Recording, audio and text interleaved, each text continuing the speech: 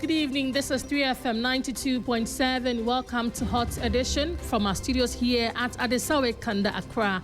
Coming up tonight, President Mahama shakes up his government in his first game of chess that sees the introduction of two fresh faces into the executive and the assignment of two ministers. We bring you the details, discussions, and perspectives here on Hot Edition tonight.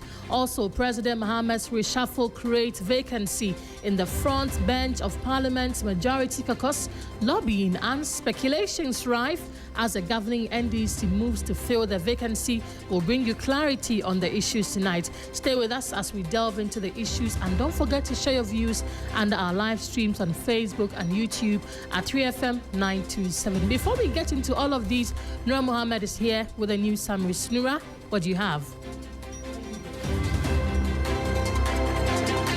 Authority GSA has begun a nationwide sensitization on a mandatory registration of shippers onto the Integrated Customs Management System (ICUMS) platform in accordance with its establishing law. Officials of the authority, together with personnel of the Customs Division of the Ghana Revenue Authority (GRA) and ICUMS itself, toured the country to explain how the electronic system will ease cargo clearance and support the collection of data for policy formulation and adjustments. Meanwhile, the Kwando Circuit Court has sentenced a 31-year-old lady, Stella Amedzome, to 3 years imprisonment for abducting an 8-month-old baby. The Volta Regional Police, in a statement issued on August 5, said the incident occurred on July 17 when the baby's mother left him in the care of the convict for a brief moment in the Kwando market where they both traded. But upon her return, both baby and the convict had disappeared, prompting an immediate report to the police. According to the police, Stella was later arrested in the Oti region and the baby rescued unharmed. She, however, claimed to have taken the baby on the instructions of her fiancé, who remains at large. And all elsewhere in Senegal, 3 TikTok influencers have been sentenced to prison terms plus fines for insulting the president, their lawyer said in a video posted on Facebook. Now, Reuters reports that Mandumbe, Diop, known as Laminu Daru, was sentenced to 3 months in prison without suspension. Magueye Diao, known as Ustaz Thiep, and Mustafa Ndiaye, known as Ndiaye Tuba, were each sentenced to 2 months without parole. Critics have, however, described the sentence as an assault on free speech in Senegal. Their lawyer, Abdinar Ndiaye, said the posts were only comical and that they did not merit criminal prosecution. He said Diao and Ndiaye were fined 500,000 CFA, equivalent to $800. And finally, U.S. President Donald Trump signed 2 executive orders on Thursday in a new but narrow attempt to curtail birthright citizenship, once again challenging a provision of the U.S. Constitution, even though the Supreme Court rejected his previous efforts. Limiting birthright citizenship has been one of the top priorities in the Republican president's crackdown on immigration, with the White House taking particular aim at what it calls birth tourism, in which pregnant foreigners travel to the U.S. to give birth. And that's it for the news summaries. Back to you, Grace. Nura, thank you. Earlier, you had some heavy names there. Yes, quite heavy names from our, neighbors. Thank you for bringing us those updates. Nura Mohammed, my colleague, bringing us the news summaries there. But let's get into the meat of the bulletin tonight, because President John Dramani Mahama has nominated 2 members of Parliament as Ministers of State and reassigned 2 serving ministers to new portfolios.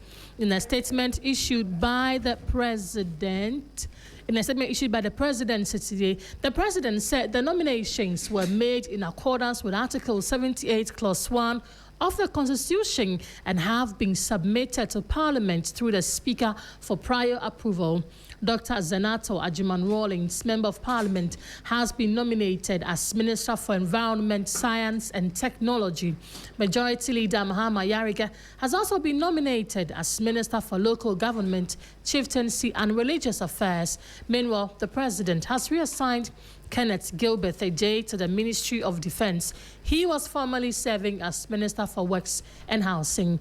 Local Government Minister Ahmed Ibrahim will now take his position as Minister for Works, Housing and Water Resources. It is recorded that Dr. Atofo Singh, the Finance Minister, was appointed to act as Acting Defense Minister, thus playing dual role following the tragic death of Dr. Edward Omanibuama in the helicopter crash last year.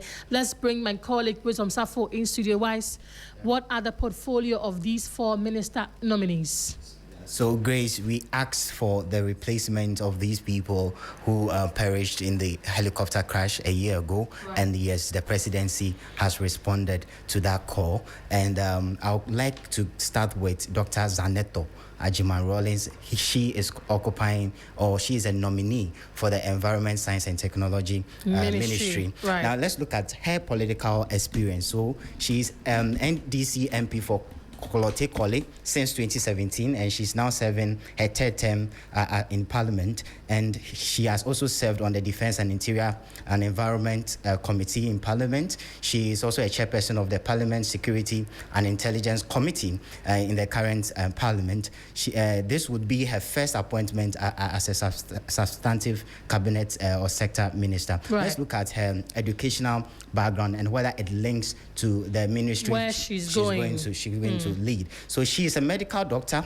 She graduated from the Royal College of Surgeons in Ireland. She has an MBA, BCH, BAO medical qualification. She has an executive master's in conflict, peace and security from the Kofi Annan International Peacekeeping Training Council. That's why a lot of people were tipping her for the Defense Ministry. And additionally, so she has a training in defense management, conflict and crisis management, women, peace and security, and counter-terrorism as well. Then we move on to Mahama Ayariga, actually the majority leader. Outgoing majority leader. And I'll explain why it's outgoing when we get to whether it is constitutional to appoint a replacement for him. Okay. We'll get there. So let's quickly run through. He is going to the local government, chieftaincy and religious affairs. For his political experience, is a veteran NDC MP for Boko Central. He has served in the 4th, 6th, 7th, 8th, and 9th Parliament.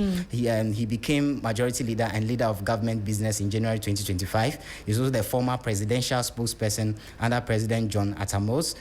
He previously served as Deputy Minister for Trade and Industry, Deputy Minister for Education, Minister for Information and Media Relations, Minister for Youth and Sports, and Minister for Environment, Science and Technology and Innovation as well. Let's look at his educational background. He has a Bachelor of Law, LLB from the University of Ghana. He's also a barrister at Law Ghana School of Law. He had a Masters of Law, LLM from the Harvard Law School, and a lawyer as well, and also formerly executive director, co-founder for Legal Resource Center. Then we move on to Kenneth Gilbert Ejay, and he is not a new nominee, so he will not be going through parliamentary vetting. He's already been vetted for the position of Water, Works and Housing. Exactly. Right. So he has been reassigned. So he is going for the infamous Minister for Defense and replacing Dr. Omanibuama. Right. So for his political experience, he's an NDC politician who previously served as Deputy Minister for Defense. So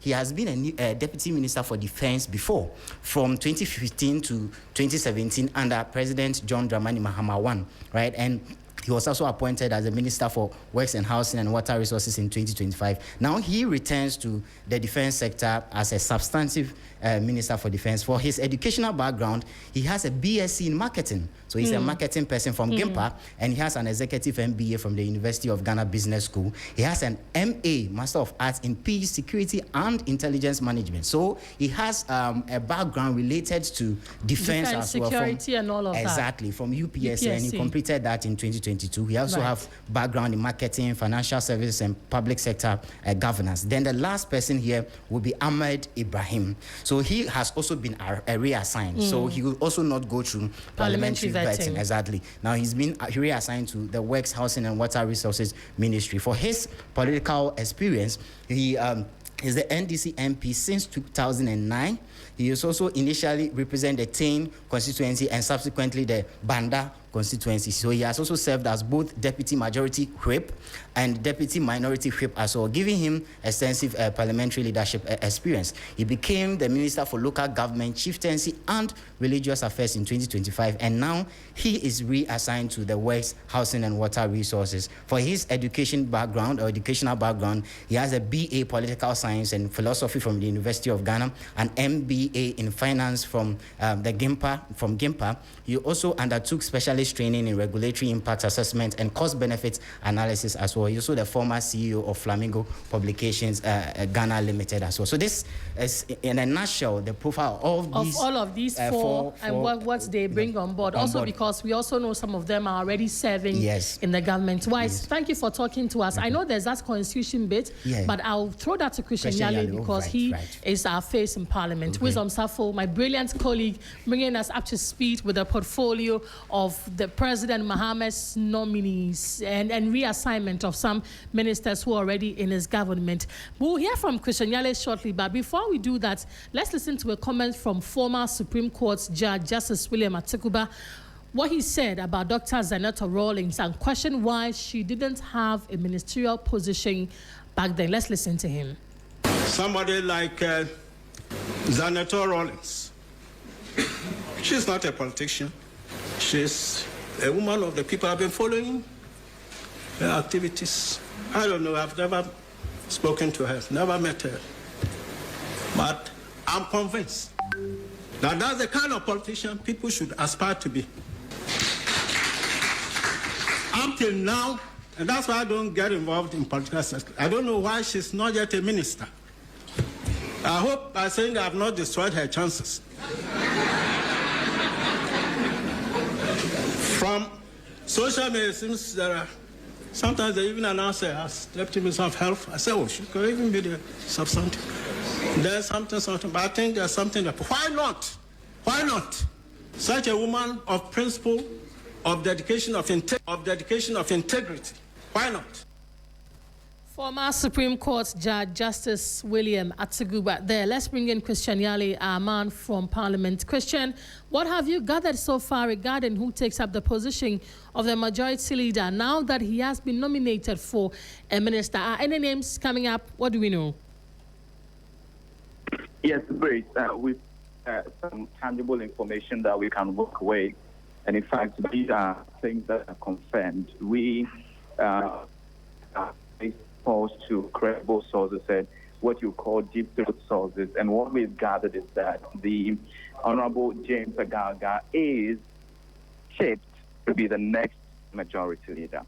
And that is a confirmation we've had. That even an extra layer to it is that the NDC General Secretary, as well as the outgoing majority leader, Mahama Ayariga, have both called him to confirm to him personally that he is in line to become the next majority leader. And you know that once this, communication came out from the presidency, he, Gaga, together with Isaac Adongo, as well as Emmanuel Kwesi Bejra, were some of the names of the senior and experienced members on the majority side that came up during the conversations. And so we were actually going to go and put out these names out there as our predictions until we got those, verified information from our sources, indeed, that James Agaga, barring any last-minute changes, would be the next majority leader.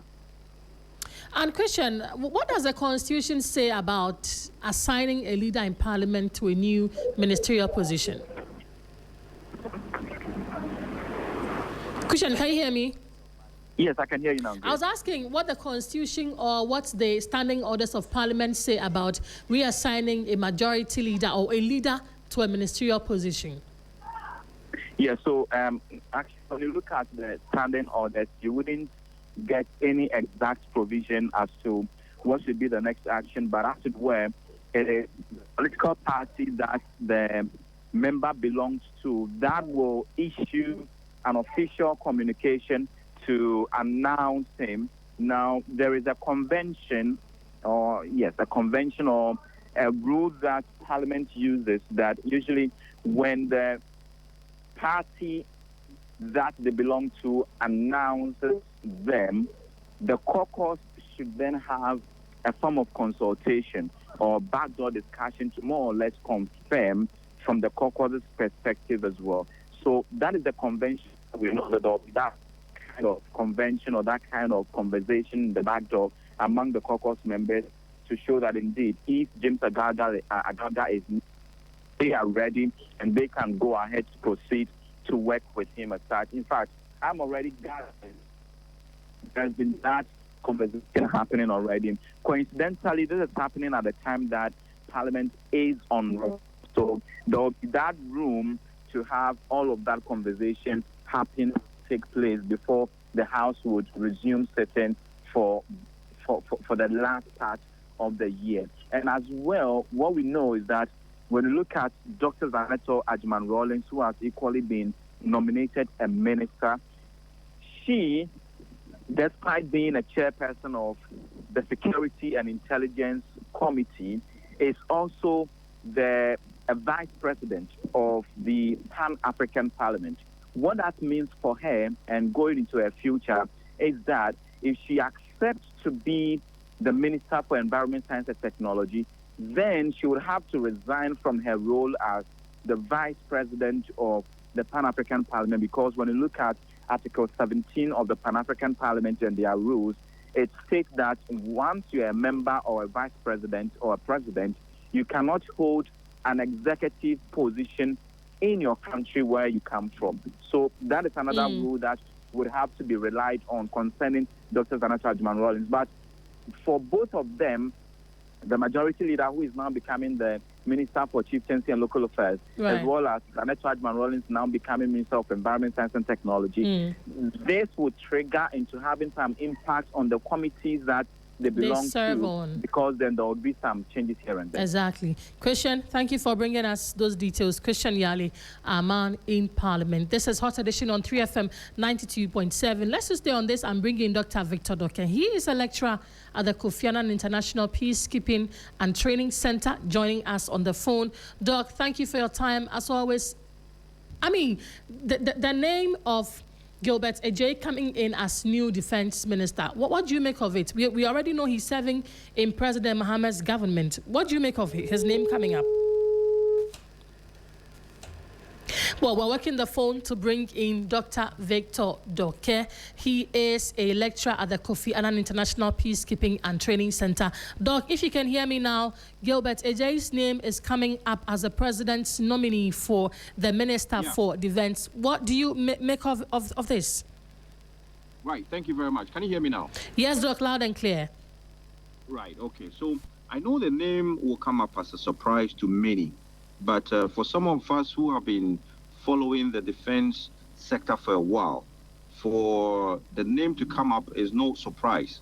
And people will be sort of like surprised again, because then they think or assume that automatically if one is serving as a deputy minister, automatically then the person should ascend or rise to the substantive position of being a minister. But it doesn't work like that. Okay, this is politics. And politics, as I've reiterated, has a way of linking or liaising or has some interconnectedness with security.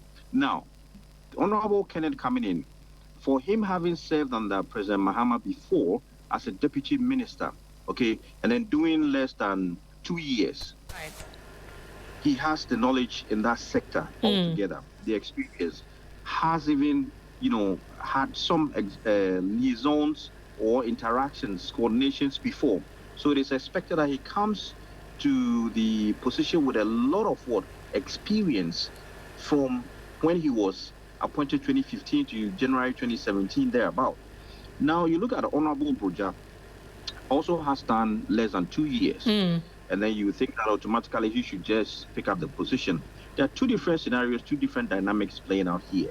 For what I've seen, per what I have picked up, is that the president would always want somebody very, very close. Not that Honorable Broja is not close to him, but when you look at the late Omane Boama, very close to the president.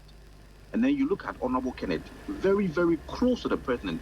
Take a look at the Honorable Kenneth's profile, and then you would realize that he has not only been a deputy minister before, but even served in foundations related to what?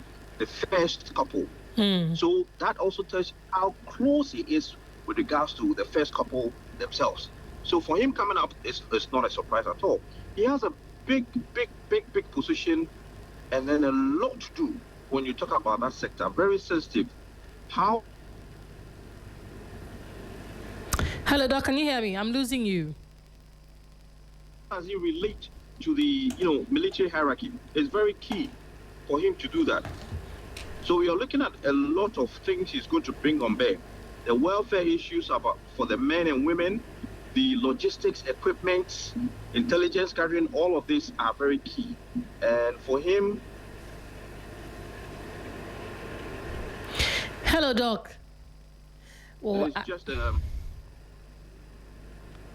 Well, this is Hot Edition on 3FM 92.7. We're having a conversation with Dr. Victor Doka. He is a lecturer at the Kofi Annan International Peacekeeping Training Center. He's talking to us about the president's nominee for the Defense Ministry, Honorable Gilbert Ejay, and what he brings on board as Ghana's new Defense Ministry or incoming Defense Ministry.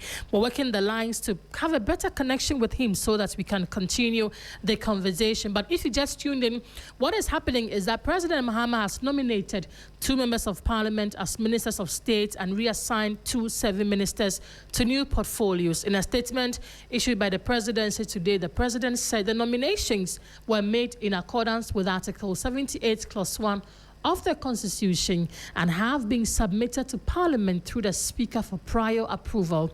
Dr. Zaneto Ajiman-Rawlings, a member of Parliament, has been nominated as Minister for Environment, Science and Technology, and Majority Leader Mahama Ayariga has also been nominated as Minister for Local Government, Chieftaincy and Religious Affairs.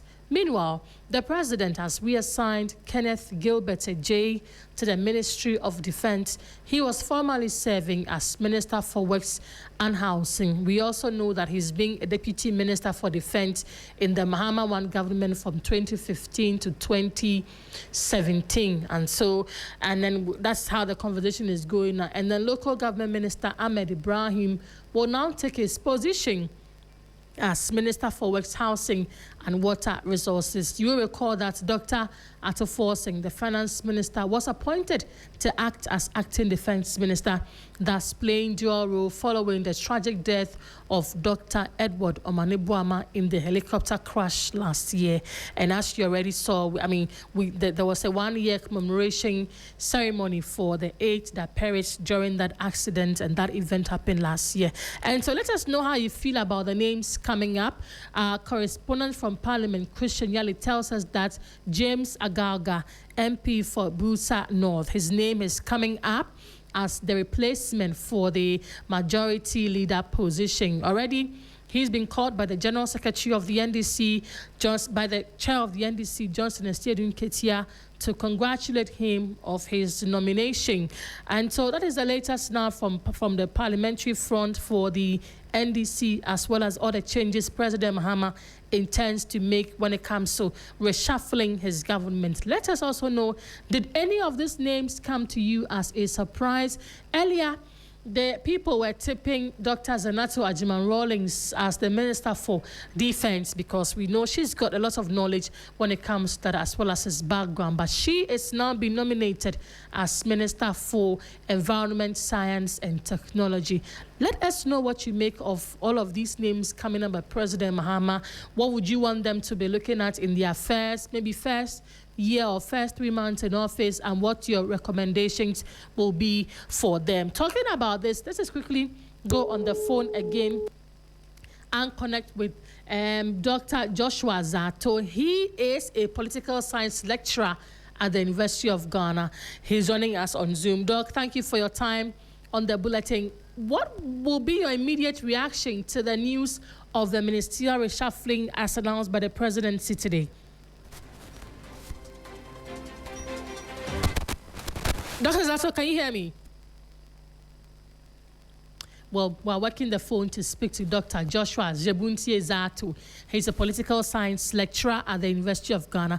Doc, if you can hear me now, I was asking what your reaction is to the names coming out as announced by the president as part of reshuffling his government earlier today. Well, I am one student who believes that a president should be given a free hand to assemble his team. And that whatever team the president assembles, we should give the president the support needed for the team so that the team gets the support, the resources to perform. Right. Then you hold the president accountable for their outcome, their performance. So, I mean, some of them are ministers, MPs, some are just moving chairs. The majority leader is going back to executive. He was once there. The new minister for environment has been an MP for, I think this is the second or third term, so some experience. So yes, as for the individuals, I have no problem with them. Some are just moving chairs. That's okay. But I think that for two particular ministries, that of defense and environment, right, it took us too long. I don't know why it took us that long. Well, the word on the street is that the president wanted to use a year as part of honoring the memory of the fallen men and also making sure that he makes the right position. But would you say that this reshuffle appears to be driven by performance or political strategy or government needs, looking at the names the president is mentioning now? No, that's where you just came from. I mean, I don't think, honestly, that the president needed a year to replace his defense minister or environmental minister. I don't know. It was a byproduct of indecision. But look, you cannot say that because, for instance, how do you measure the performance of the majority leader in parliament and to then justify why he's moving to executive? The president, and these presidents have been doing this, not only this president, they just make these announcements and it's not followed by anything. So the president could have done it. They could have told us why they are moving this person here. You could have told us what the person has achieved and what exactly you expect the person to achieve. That would have given us an idea of why the person is being moved. But all presidents, and it's not this president, I don't know, they've all done it. They just move the people and then they leave the rest of us to be guessing what could be happening. And I don't think that is fine. We need to get a time where the president can say, look, I'm moving A, B, C, D here because I think for these reasons. Then we can better analyze what it is. Secondly, the president could have, again, not this president, all the president don't give us KPIs. So again, we don't know why you are moving the local government minister, or we don't know why you are moving the works and housing minister to defense. Has he done what he was supposed to do? Are you doing it? In his case, it's a big promotion. So is it because you are content with what he's doing that you are promoting him? Or is it because you think that he's not fit for where he says you are sending him there?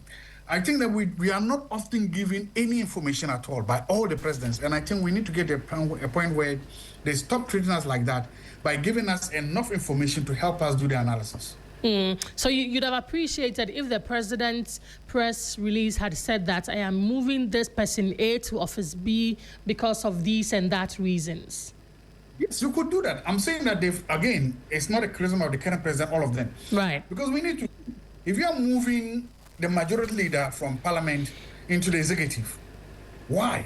Is it a reward or is it a punishment? We don't know. But it could be. Why are you moving him? That we need to understand that. If we are moving somebody from local government or to defense or this, and we need to know. Because the reason why I want to know is that it helps us to better appreciate what you are doing. Right. It will help us to better follow the president's agenda, the president's strategic importance, and key performing indicators. It helps to carry us along. Not doing that now, we are all left to conjecture. Okay. Because some of the promotions can be seen, some of them can be seen as demotions, some can be seen as promotions. But above all, they tell us little or nothing about the president's own objectives and his own indicators, what he wants us to analyze him by. Okay, Doc, and seeing as these reshuffles are usually done without reasons known, just as you've mentioned, what message does this send to the appointees of the governing party, especially when you don't know who is going where, when, and how? What message does this send across? Well, in the absence of that, then we are beginning to say that those who have moved are those who have lobbied the highest. The new people are those whose lobbying is stronger or better. The new people organize because of whom they know. It then leaves appointees of government to begin asking themselves, when are they going to think about me? When will they remember me? And those kind of things are not good for the government.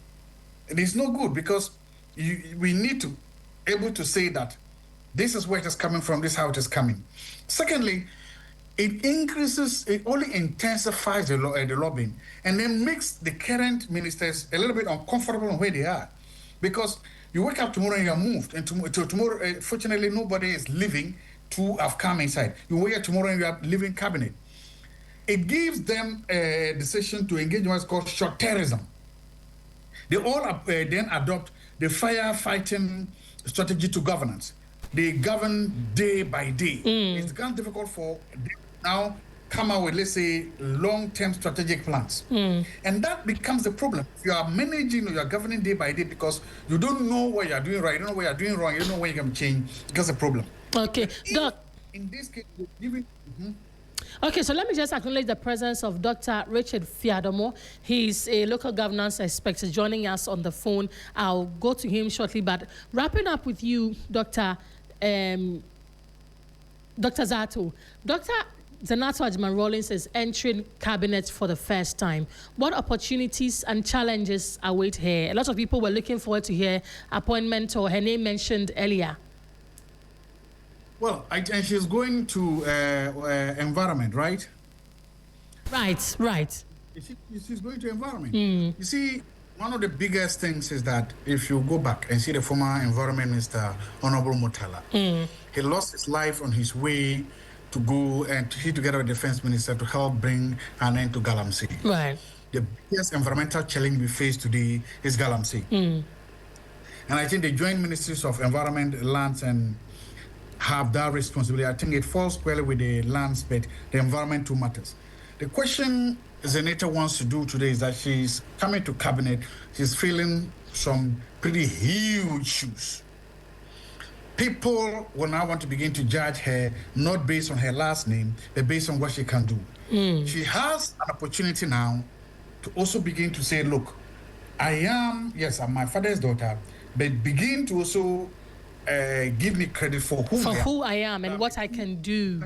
Exactly. And that's it. If she can, because as I said, the environment, the whole environment now looks like a poison chalice.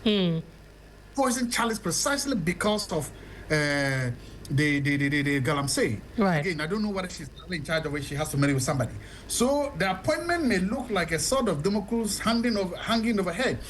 If she bombs, if the Galamsey doesn't improve, then it will to her name like you didn't do this. So that is why I'm saying if it succeeds too, then she becomes. So she has some big names and some powerful people within her own party to fight with. If she wants to come out and they will say, yes, it was Jerry Rawlings' daughter who came in and solved the Galamsey and began turning the tide against Galamsey, it will be to her glory. Right. If she comes and they will say it was Jerry Rawlings' daughter, but it was just the same thing that was happening then, it will also have a negative effect on her name and her last name.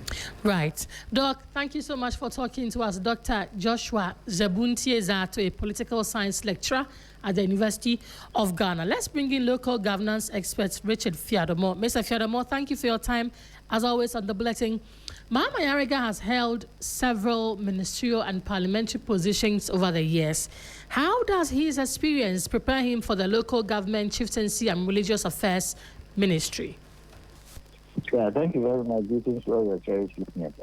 Like you rightly said, he has held ministerial portfolios, and I believe he has learned some useful lessons, experiences, and some of the challenges he faced and how he overcame them. So clearly, I have no reason to doubt his competency.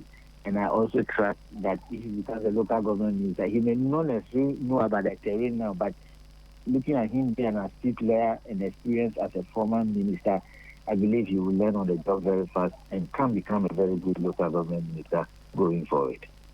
And we know that you have also a lot of interest when it comes to the works, housing, and water resources areas. The Kenneth Gilbert J is now moving from that sector to defense. What would you say has been his record in his previous portfolio?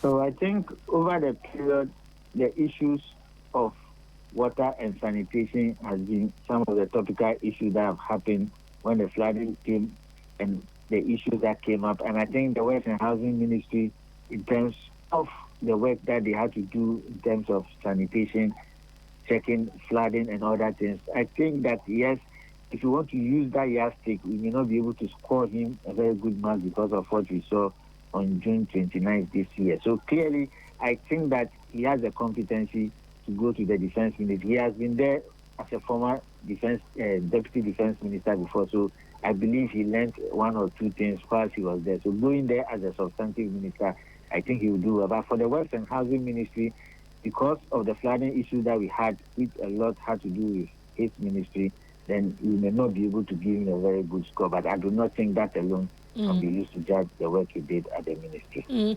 We always say that at the base or at the bottom of defense is local governance. With Kennedy J coming in as the new minister, we already know he's been deputy defense minister before. What will be the priority areas from your perspective he should be looking at? As a defense minister? Right, yes.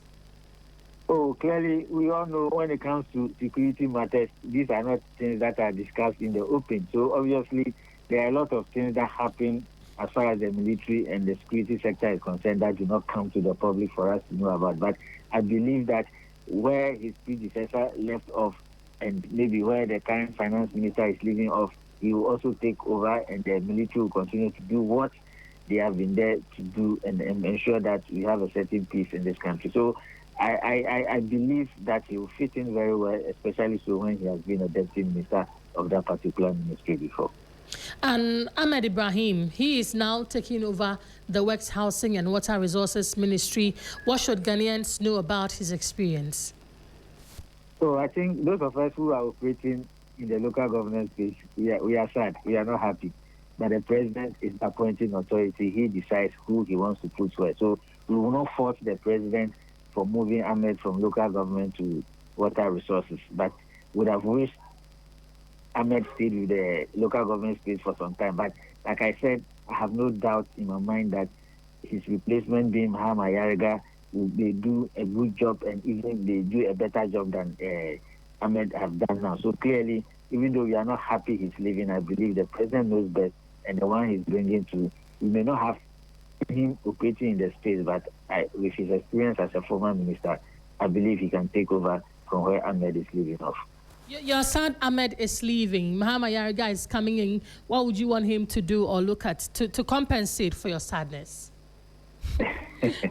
Oh, you see, especially so when it's just about 18 months that we have worked with Ahmed and he's leaving, that is not to say that in his absence nobody can do the work, yes, but clearly we believe that Ahmed will also, the experience he has, especially when it comes to local governance and the flooding issues that we had in recent times, he will be a better person to do well as far as the Works and Housing Ministry is concerned. And as for this sadness, I can tell you it's just temporary. I'm sure when Mahama Ayariga takes over, everything will be settled. What we want is that we should be able to deepen local governance in this country. The fact that common fund is going to the assemblies, the fact that assemblies are being given the leeway to be able to do what they have to do, I believe when Mahama Ayariga comes, he will also allow that to continue because that is the only way we can feel the true essence of local governance and decentralization in this country. Mr. Fiadomo, thank you for talking to us on Hot Edition on 3FM 92.7. That was local governance expert Richard Fiadomo talking to us about the new changes and mentions President Mahama has made to his government. If you are new to the party, the latest is that the president has nominated 2 members of parliament as ministers of state and reassigned 2 serving ministers to new portfolios. You can join us on social media now, especially on Facebook and YouTube, and you can see that press release that came from the presidency communications with the names of these MPs as well as government appointees, where they were and where they are going to. And so Dr. Zaneto Ajiman-Rawlings, daughter of the former president and also member of parliament for Korle-Klottey, has been nominated as Minister for Environment, Science and Technology, and Majority Leader Mahama Ayariga, he has also been nominated as Minister for Local Government, Chieftaincy and Religious Affairs. Meanwhile, the president has reassigned Kenneth Gilbert J to the Ministry of Defense. He was formerly serving as Minister for Works and Housing. And Local Government Minister Ahmed Ibrahim will now take his position as Minister for Works, Housing and Water Resources. Let us bring in Emmanuel Coating. He is a security analyst also on the same conversation. Mr. Coating, thank you for your time tonight. We have Thank you for having me. Great. Right. And good evening to your cherished listeners. Good evening to you too. We have a new name coming in as the Defense Minister. How do you receive this name, especially because it didn't look like people were looking at the name of Gilbert J coming up as Defense Minister, and now here we are. Well, I think it is an end to a very, very long overdue vacuum. And I think that if you look at the profile of Mr. Gilbert, he served as a Deputy Minister of Defense during the previous Mahama administration. And I think he has carried a prophetic interest in counter-terrorism and defense strategy if you look at his profile. But his wider record is that of a manager, a party insider, a marketing and financial service executive. And if you look at the CV further, you see that he was a former member of the board member of the National Lottery Authority and a one-time program director of the Lordina Foundation. Very significant. You know, one of the things any president will consider in appointing a defense minister is loyalty. And if the person is a confidant. That was what played out in the appointment of the late Defense Minister, Dr. Omani Boama. So I think that that has brought Mr. Gilbert IEC to where he is. So let's look at institutional familiarity. I think that having previously served as a deputy at the very same ministry, Mr. Ajay will know better, especially the architecture machinery surrounding the Ghana Armed Forces Council dynamics. You know, if you look at the procurement files and the perennial welfare and pension questions. So to me, the learning curve is shorter than it would have been if we went for an outsider. And I say an outsider because IEC is not an outsider. He has been at the ministry before. He's a confidant of the first family. And if you just suppose that even with the United States of America, you know, Donald Trump appointed Pete Hegseth in January 2025. Pete Hegseth appointment as a defense minister. He was a radio host. So I don't think we should draw so much on the academic qualification of the nominee. Right. And look, it is even worth pointing that he holds a postgraduate qualification in peace, security, and intelligence management. As we know from UPSA. Yeah. Yes, and he was the best graduating student of his cohort. Mm-hmm. So I think that if you look at administratively and fiscal fluency, defense is among other things, a procurement and budget-heavy ministry. And it is burdened with a lot of legacy debt. If you ask around, many people know about that. So if you look at even his background in finance, insurance, and risk management, I think it will be genuinely useful for the work in settling hidden defense liabilities and bringing discipline in procurement and managing the welfare of logistics of our force. And you know our force is a growing one. Yes. So the presidential backing to me is the most necessary thing. As a defense minister, you must be able to mobilize resources. And I think his closeness with the president and the finance minister can translate this into delivery. Okay, so Mr. Coating. Yes. Yes. We know that the finance minister was taking hold of the ministry while we awaited the president's nomination, and now a name has come. As a ministry which has been with us as a substantive minister for a year, what tasks confront the new minister? What will be the top 3 priority areas he should be looking at from your perspective? He has to intensify the Sahelian pressure on Ghana's northern frontier. You know, these violent extremist group and things. And he must also look out continuing with some of the benchmarks his predecessor started. You know, Mahama wanted to fill in some vacuum and then recruit more recruits to make up our numbers to match with other African numbers. So another thing he has to do is that he has to bring direction to the ministry, given that we've had someone acting in a capacity. Obviously, the service commanders will have a much bigger role to even take political decisions they were not even mandated to. So given what has happened, he must establish a clear accountability and a single point of political direction.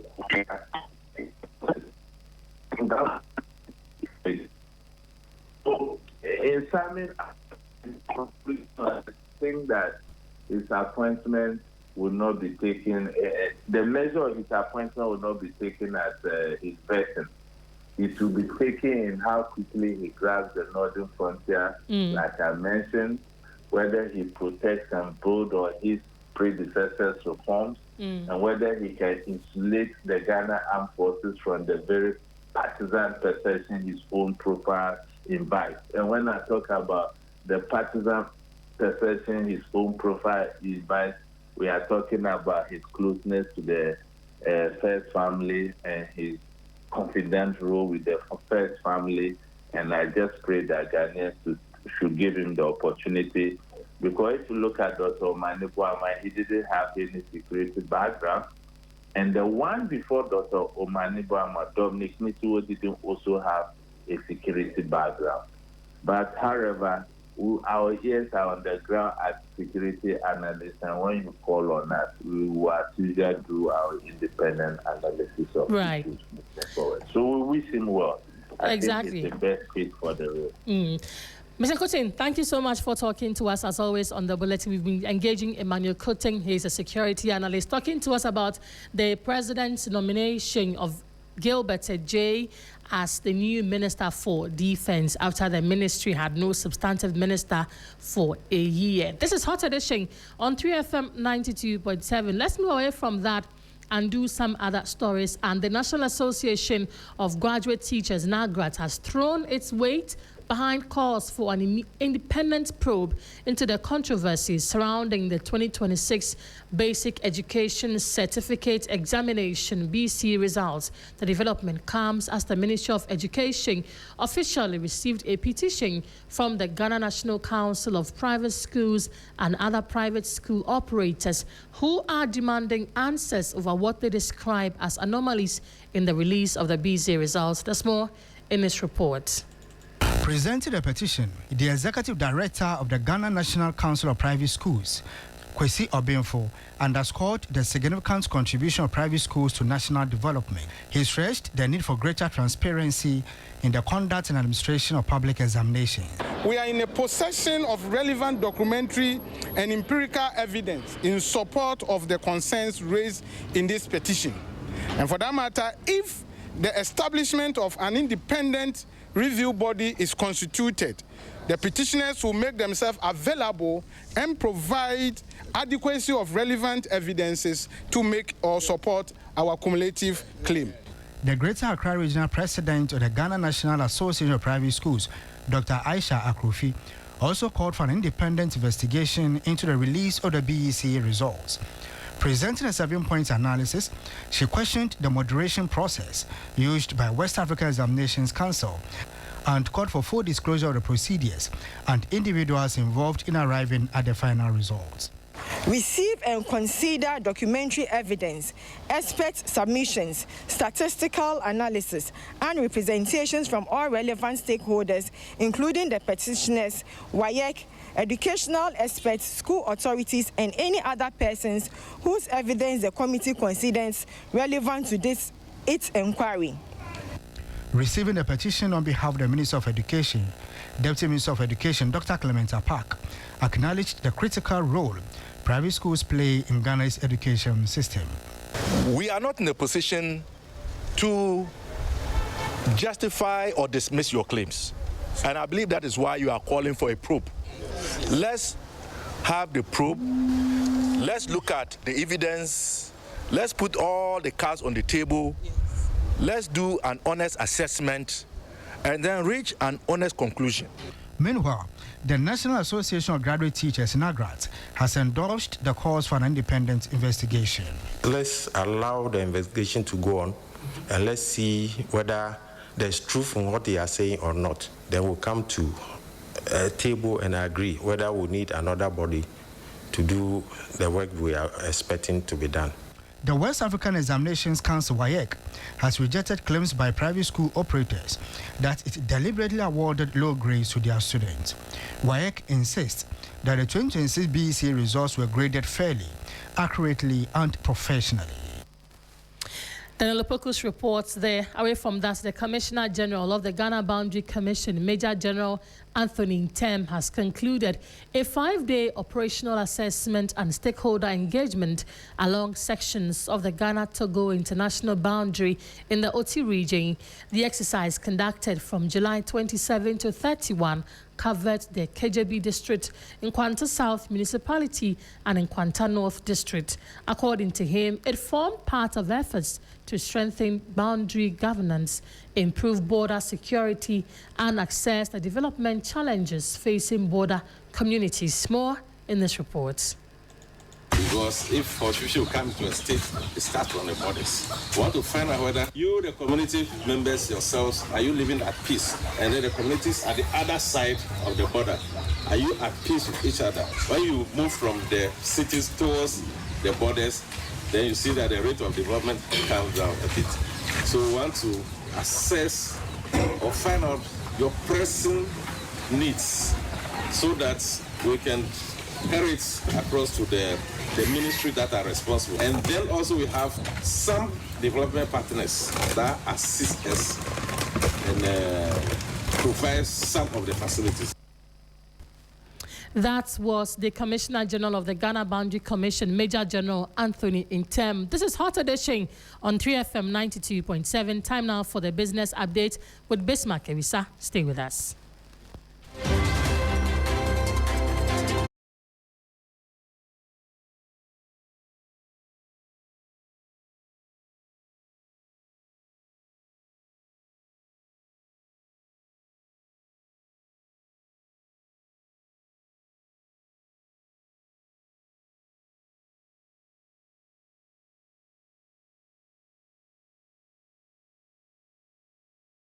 A segment on Hot Edition on 3FM 92.7 with me, Bismarck. Also coming up tonight, Afrobarometer report reveals strong African support for free trade despite low public awareness of AFCFTA across the continent. We'll bring you details and other stories shortly. Please stay.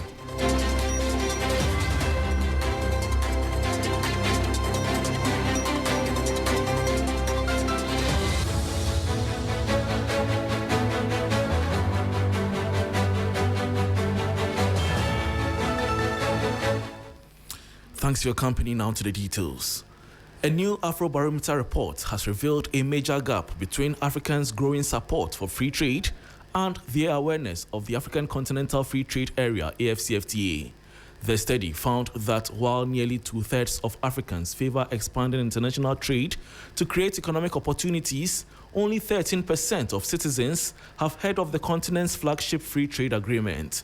Even in Ghana, which holds the Africa or the AFCFTA Secretariat, awareness stands at just 17%, raising concerns about the level of public engagement with Africa's biggest economic integration project. The following 3 President's News Desk report has the detail. The 2026 African Insights Report, based on surveys conducted in 38 African countries, found that only 13% of Africans have heard of the AFCFTA, despite it being one of the world's largest free trade agreements. In Ghana, which hosts the AfCFTA Secretariat and was among the first countries to ratify the agreement, public awareness stands at just 17%. Despite this, support for free trade continues to grow. 62% of Africans believe governments should make it easier to trade with other countries to create economic opportunities, up from 51% 5 years ago. The report also found that 2/3 of respondents want their governments to expand trade globally, while fewer favor focusing only on Africa or their sub-region. Afrobarometer warns that governments cannot assume public backing for the AfCFTA will come automatically. It is urging policymakers to intensify public education and communication efforts to help citizens understand how increased intra-African trade can strengthen economic growth and improve Africa's competitiveness in the global economy.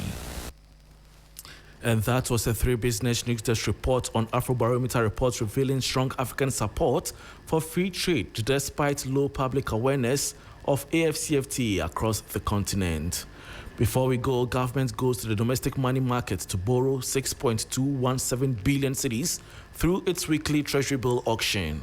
This exercise, labeled as Tender 2019, is expected to cover the standard tenors as government seeks to score a 7-week streak of oversubscription. The following 3 Business News report has the details. The auction comes as government continues to rely on short-term borrowing to finance budget operations and manage maturing debt. The auction is expected to maintain strong investor interest. Government has recorded 6 consecutive weeks of oversubscription on treasury bills and is aiming to extend that to a 7th straight week with this offer. 3 Business attributes the sustained demand to easing inflation, improved investor confidence, attractive yields that continue to make T-bills a preferred instrument for banks and institutional investors, and investor appetite for government securities. The results of Tender 2019 will provide fresh signals on government borrowing costs and liquidity conditions in the domestic market. A 7th consecutive oversubscription would reinforce confidence in the domestic debt market and provide government with continued access to relatively stable short-term financing. And that was the 3 Business News report on government targeting 6.217 billion cedis in treasury bill sale as oversubscription streak faces fresh tests. And that brings us to the end of the business segment on Hot Edition on 3FM 92.7 with me, Bismarck. Also, for more business stories, please check out our website 3news.com. Thanks for your company.